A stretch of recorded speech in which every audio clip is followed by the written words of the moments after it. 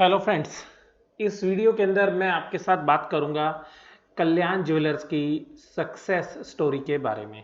किस तरीके से एक टेक्सटाइल स्टोर से एक बहुत बेहतरीन जो है ज्वेलरी चेन जो है शुरू हुई और उसके कर्णधार थे जो आपके सामने नज़र आएंगे अगली पिक्चर के अंदर, जिनका नाम है टी एस कल्याण रमन। तो टी एस कल्याण रमन जी जो है बताते हैं कि किस तरीके से जो है ये बिज़नेस उन्होंने शुरू किया। तो देखिएगा, ये जो बिज़नेस है ये वास्तव में उनके पेरेंट्स से उनको मिला था। और सीधी सी बात ये कि ये जो बिज़नेस था ये टेक्सटाइल का जो है बिज़नेस करते थे केरला के त्रिशूर डिस्ट्रिक्ट के अंदर। और 90s के अंदर जो है यहाँ पर इनका काफ़ी अच्छा बिज़नेस जो है ये कपड़ों का था, क्योंकि इनके जो परदादा थे वो भी एक जो है कपड़े की मिल चलाते थे जो बाद में स्टेट गवर्नमेंट ने ले ली थी। अब देखिएगा ये इनको ट्रिगर कैसे हुआ, कैसे ये ज्वेलरी के बिज़नेस में आए। तो ये बताते हैं कि बहुत सारे जो कस्टमर्स हैं जो इनसे शादी का सामान लेके जाते थे, क्योंकि देखिएगा शादी के अंदर कपड़ों की और ज्वेलरी की काफ़ी डिमांड रहती है। तो वो इनसे कहते थे कि अगर आप ज्वेलरी शोरूम खोल लें, अगर आप तो कैसा रहे, क्योंकि आप जिस तरीके से कपड़े हम आपसे लेते हैं, जो विश्वास आपके ऊपर है, और ज्वेलरी का जो बिज़नेस है वो काफ़ी विश्वास का बिज़नेस है और कोई स्टैंडर्ड जो है प्योरिटी का गोल्ड के अंदर हुआ नहीं करता था।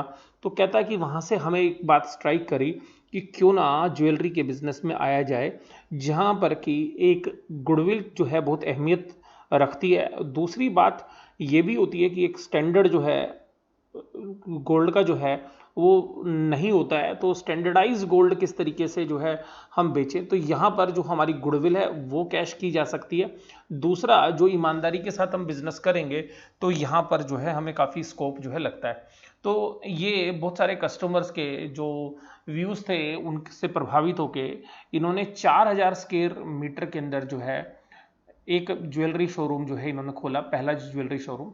और देखिएगा ये 10 गुना बड़ा था जो नॉर्मल ज्वेलरी शोरूम्स होते थे वहाँ पर उनके मुकाबले में। और दूसरा, ये सोचते थे कि अगर रेडीमेड कपड़े बिक सकते हैं तो रेडीमेड ज्वेलरी क्यों नहीं बिक सकती। अगर लोग रेडीमेड साड़ी खरीद सकते हैं, रेडीमेड शर्ट खरीद सकते हैं, तो रेडीमेड ज्वेलरी क्यों नहीं। तो इनके दिमाग में बात आई कि मेड टू ऑर्डर बिजनेस जो है वो हम छोड़ दें, तो बजाय कि हमें स्टैंडर्ड ज्वेलरी बनानी चाहिए। तो जनरली उस समय पर जो दौर था तो ऑर्डर के ऊपर ज्वेलरी बनती थी। तो इन्होंने कहा कि हम एक स्टैंडर्डाइज ज्वेलरी जो है बनाएंगे और जो लोगों को पसंद आएगी तो वो वहाँ से जो है खरीदेंगे, तो वो बिज़नेस जो है हमारा ग्रो कर सकता है। तो देखिए कि आइडिया जो होता है वो बिज़नेस की सक्सेस के अंदर एक इंपॉर्टेंट रोल प्ले करता है। तो यहाँ पर देखिएगा कल्याण ज्वेलर्स ने इस आइडिया के साथ जो है अपना पहला शोरूम जो है 1993 के अंदर खोला।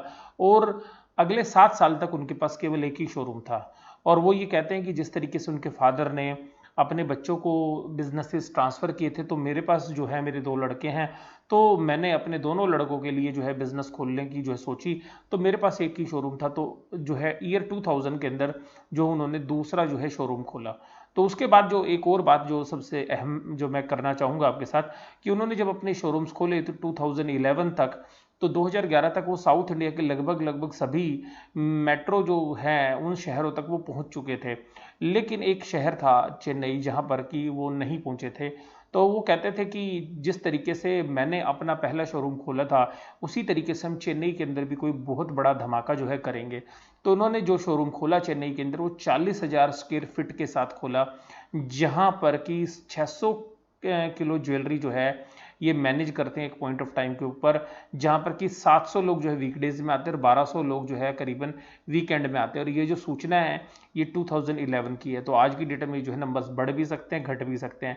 घट इसलिए सकते हैं कि कोविड की वजह से, और बढ़ इसलिए सकते थे क्योंकि जब तक कोविड नहीं था तो ये नंबर्स जो हैं बढ़ गए होंगे, क्योंकि जो नंबर्स 2011 के उसके मुकाबले में जो नंबर्स हैं जो है बढ़ने लाजमी थे।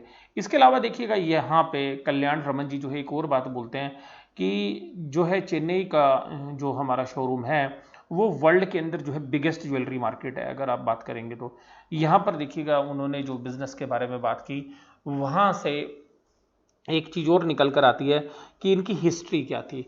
तो देखिएगा इनकी हिस्ट्री के अंदर जो इनके पूर्वज थे, यानी कि हम इनकी जो 2 पीढ़ियाँ थी पहले के, वो पुजारी का काम करते थे, और जो है मिनिस्टर्स ऑफ महाराज जो है पुराने ज़माने में होते थे तो वो काम करते थे। इनके जो ग्रैंडफादर थे, ग्रेट ग्रैंडफादर जो है TR रामचंद्र अय्यर, उनके पास जो है एक टेक्सटाइल मिल थी जिनको के साथ उन्होंने बिजनेस शुरू किया था, सीताराम मिल्स, 1908 के अंदर, 1908 के अंदर। हालांकि वो बाद में स्टेट गवर्नमेंट ने वो जो है एक्वायर कर लिए। तो अब बात करते हैं कि कल्याण रमन जी की जो है क्वालिफिकेशन क्या है। तो कल्याण रमन जी जो है कॉमर्स के ग्रेजुएट हैं और कालीकट यूनिवर्सिटी से जो है उन्होंने जो है बीकॉम की पढ़ाई की है। वो ये भी कहते हैं कि उन्होंने कभी सपने में भी नहीं सोचा था कि वो अपने होम टाउन के बाहर जाएंगे, लेकिन उनके जो भी उनके फादर के पास 5 टेक्सटाइल स्टोर्स थे, तो जो उन्होंने अपने बच्चों को ट्रांसफ़र किए, तो मुझे भी ऐसा लगा कि मेरे पास जो 2 लड़के हैं तो मैं जो है इनके लिए भी एक शोरूम जो है खोलना चाहिए। तो पालघट के अंदर जो है उन्होंने, जो कि उनके वहाँ से त्रिशूर से 70 किलोमीटर दूर है, वहाँ पर जो है उन्होंने एक शोरूम खोला। अब देखिएगा इसके बाद यहाँ पर आज की डेट में आप देखेंगे तो सारे जो हैं, अमिताभ बच्चन जो है इनके ब्रांड एम्बेसडर हैं, उसके अलावा ऐश्वर्या राय बच्चन जो है वो भी उनकी ब्रांड एम्बेसडर पीछे रही है।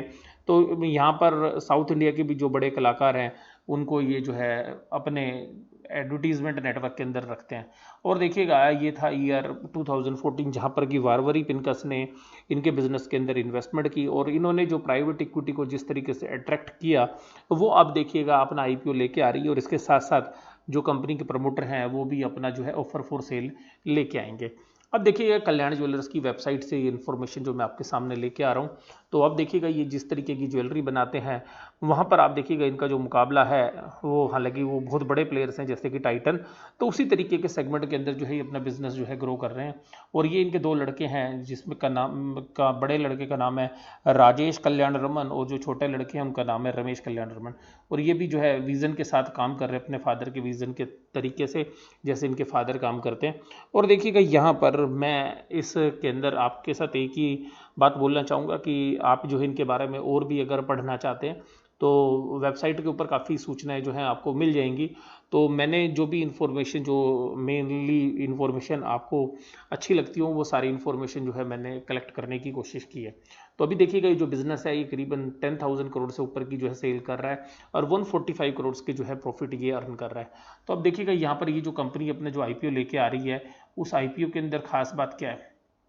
उस IPO के अंदर खास बात ये है कि ये जो है 76% होल्ड प्रमोटर्स करते हैं और 24% जो है वारवरी पिनकस करते हैं। तो वारवरी पिनकस जो है अपना स्टेक बिजनेस के अंदर जो है सेल करने जा रहे हैं और साथ में प्रमोटर भी अपना स्टेक जो है सेल करेंगे। तो यहाँ पर किस तरीके से वो सारा एक विज़न की बात जो करते हैं, वो विज़न की बात यही करते हैं कि वो अपने फादर से एक ही चीज़ वो कहते हैं विरासत में जो सबसे बड़ी मिली, वो ये कि जब भी आप काम करें तो ईमानदारी के साथ काम करें। और कहते हैं कि आज कल्याण ज्वेलर्स के अंदर जो ईमानदारी और जो स्टैंडर्ड हमने मेंटेन किए हैं, उसकी वजह से आज कल्याण ज्वेलर्स इतना बड़ा हो पाया है। तो देखिएगा आने वाले समय में इसका जो है आपको IPO आता हुआ नजर आएगा और हो सकता है कि आप कभी इनके शोरूम में विजिट भी आपने किया हो और वहाँ से आपने ज्वेलरी भी जो है बाय की हो। तो किस तरीके के आपके एक्सपीरियंस रहे हैं वो भी आप मुझे कमेंट बॉक्स में बताइएगा। और आपको ये वीडियो किस तरीके की लगी, इस तरीके की जो जर्नल इन्फॉर्मेशन है वो अपने चैनल के माध्यम से मैं आपके साथ शेयर करता रहता हूँ।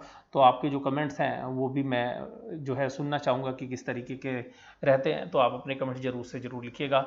वीडियो इसी तरीके से देखते रहिएगा। वीडियो देखने के लिए धन्यवाद। Thank you very much.